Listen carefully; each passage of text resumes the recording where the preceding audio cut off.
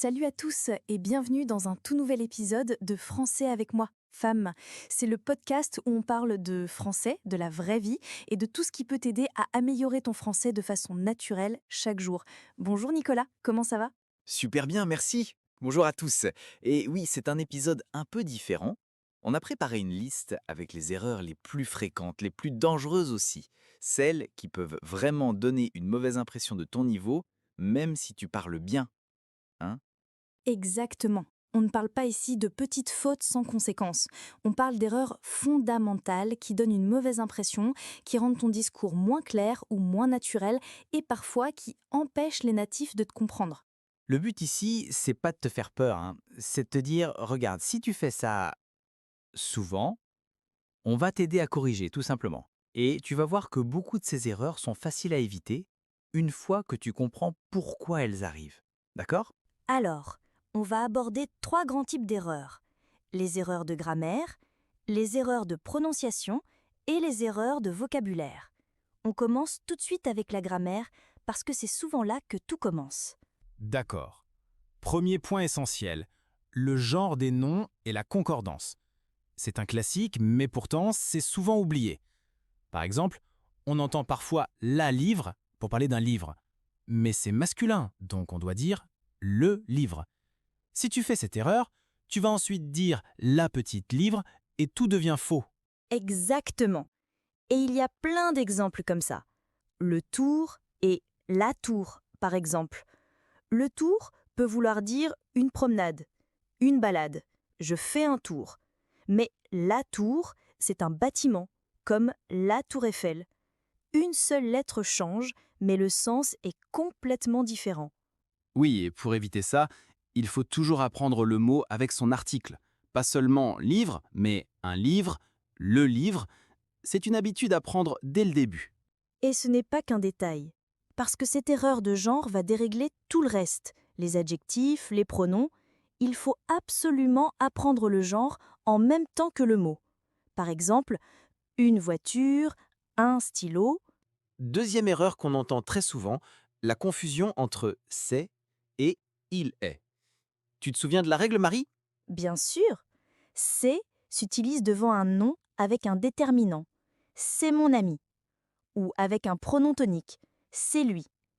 En revanche, il est suivi d'un adjectif. Il est gentil. Ou d'une profession sans article. Il est professeur. Beaucoup d'étudiants disent il est mon frère, mais ce n'est pas correct. Il faut dire c'est mon frère. Le mot mon est un déterminant, donc on utilise c'est. Et l'inverse est vrai aussi. Il ne faut pas dire c'est gentil quand on parle d'une personne. On doit dire il est gentil. Parce que là, c'est un adjectif sans déterminant. Troisième erreur, la conjugaison des verbes, en particulier avec les temps composés. Beaucoup d'étudiants disent j'ai allé, mais le verbe aller utilise l'auxiliaire être, donc il faut dire je suis allé. Oui, et ça peut paraître un détail, mais ça change tout. Par exemple, j'ai monté et je suis monté n'ont pas toujours le même sens.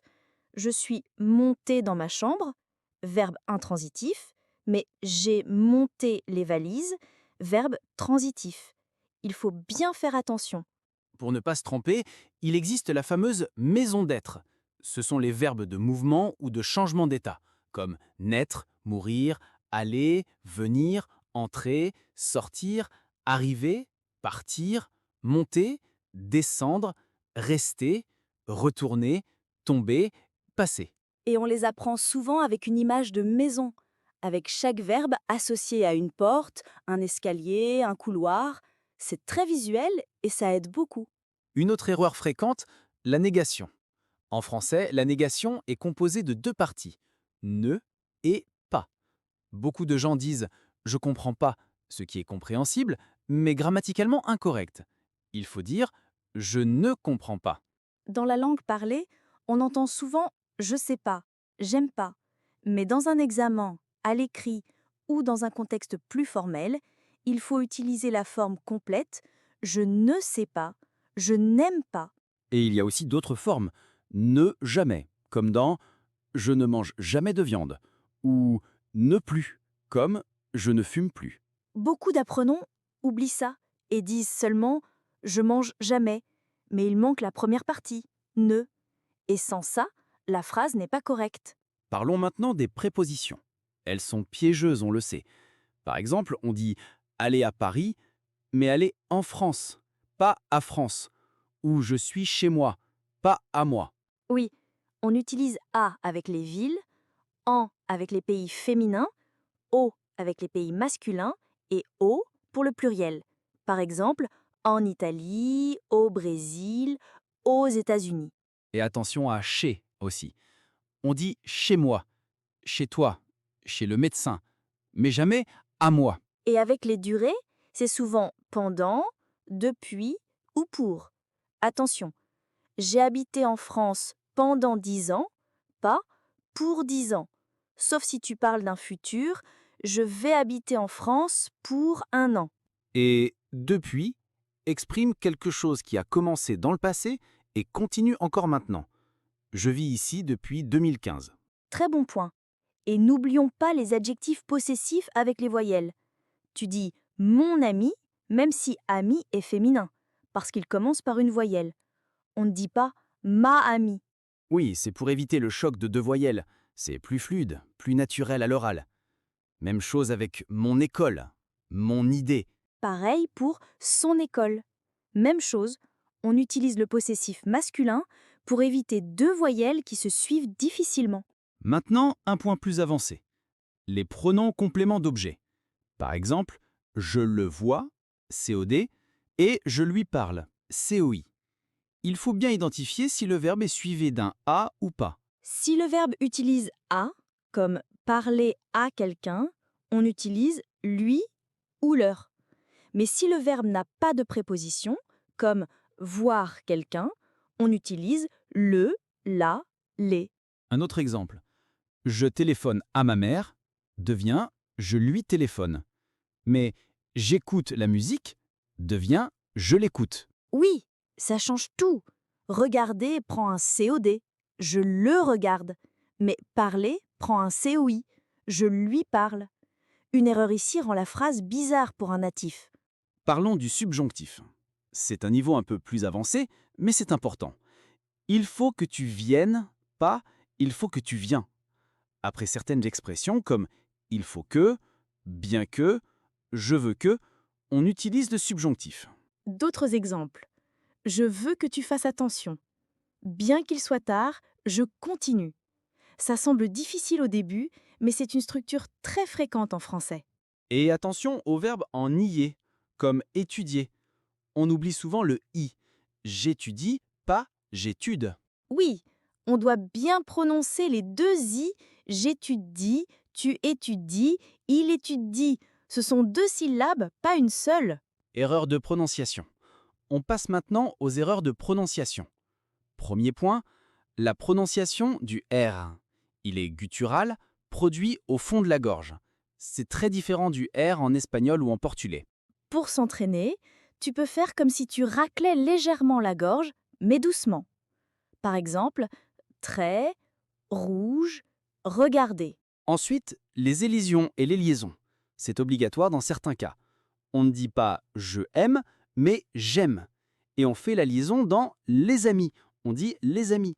Et aussi, ils ont devient ils ont, vous avez devient vous avez, et un ami devient un ami.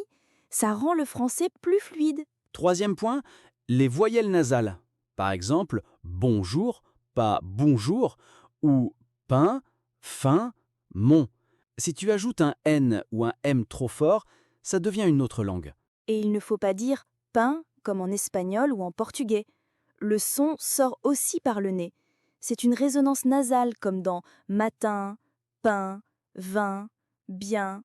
Et ne confonde pas U et OU. Tu et tout ne se prononcent pas de la même façon. Tu a une bouche plus tendue. Pour dire tu, il faut faire un petit rond avec les lèvres bien tendues. Pour tout, c'est plus rond, plus détendu. C'est une différence subtile, mais importante. Et enfin, les erreurs de vocabulaire. Et attention à très et beaucoup. Très est pour les adjectifs ou adverbes. Très beau, très vite. Beaucoup est pour les verbes ou les noms. J'aime beaucoup, beaucoup de livres. Si tu fais attention à ces 15 erreurs, ton français va s'améliorer à une vitesse incroyable. Et surtout, tu seras perçu comme quelqu'un qui parle bien, même si tu fais encore quelques fautes. Faire des erreurs en français, c'est pas toujours agréable, hein. Parfois, ça fatigue. On répète, on oublie, on corrige, et puis on recommence. On a l'impression de tourner en rond. Et tu sais quoi? C'est complètement normal de ressentir ça. Parce qu'apprendre une langue, c'est pas linéaire. Il y a des jours où tu vas te sentir brillant, et d'autres où tu auras l'impression de ne rien savoir du tout. Exactement. Et ces erreurs-là, elles nous rappellent une chose importante. Parler une autre langue, c'est accepter, au moins pour un moment, de ne pas tout maîtriser. C'est accepter l'inconfort, le doute, parfois même la confusion. Et pour rester là-dedans, dans cette zone un peu floue, il faut du courage. Pas juste le courage de se tromper, non. Mais le courage de continuer, malgré la fatigue mentale, malgré les hauts et les bas de l'apprentissage. Alors, ce qu'on te propose aujourd'hui, c'est pas de célébrer tes fautes, ni de faire comme si elles n'existaient pas. Non. Ce qu'on te propose, c'est de les observer, de les comprendre, et surtout de t'en servir comme des petites lampes. Ouais, des lampes. Parce qu'elles éclairent ce que tu vois pas encore. Ni plus, ni moins. Progresse un peu chaque jour. Bon, on arrive tout doucement à la fin de cet épisode. Oui, mais ne t'inquiète pas, on revient très vite avec encore plus de français pour toi. Merci d'avoir passé ce moment avec nous.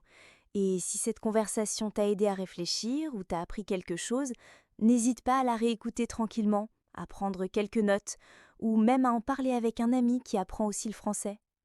N'oublie pas que tu peux aussi télécharger gratuitement le PDF de cet épisode. Il contient la transcription complète en français et en anglais, le vocabulaire clé et quelques exercices pratiques pour t'aider à progresser concrètement, jour après jour. Et surtout, pense à t'abonner au podcast Français avec moi, Femme. N'oubliez pas que vous pouvez aussi nous écouter sur Spotify, où vous pouvez nous retrouver dans le bus, en voiture, en marchant, en préparant à manger, et bien plus encore. Laisse-nous une note, un petit commentaire, ou partage simplement cet épisode autour de toi.